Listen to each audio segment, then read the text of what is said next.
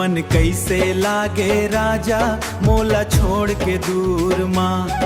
मोरे अखिया रोवत रही थे तोर माया के नूर माँ। मोरे अखिया लागे राजा बोझे तोर माया के नूर माँ।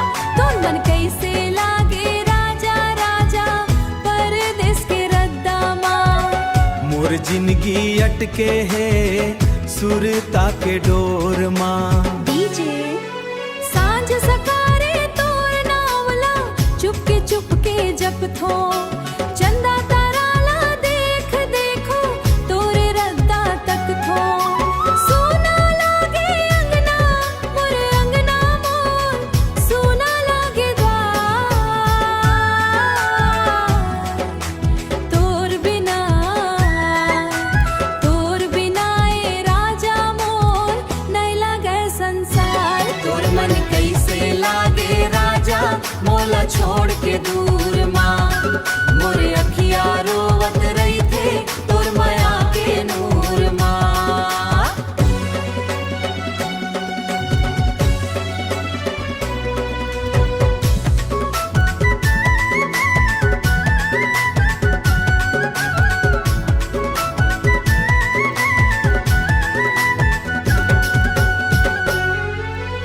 बरखा के बूंदा गिरथे मन लायरुआ थे।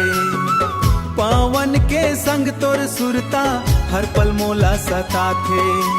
काबर गेरे दूर राजा मोर हाथ ला छोड़। काबर गेरे दूर राजा मोर हाथ ला छोड़। माया के सपना टूटत आ जाय मोरो।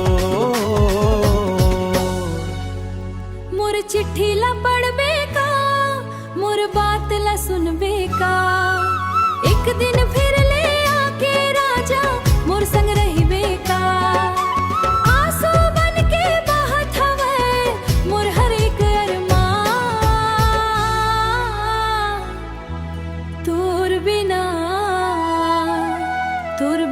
अधूरा लागे मोर पूरा जहान। तोर मन कैसे लागे राजा मोला छोड़ के दूर माँ। मोरे अखिया रोवत रही थे तोर माया के नूर।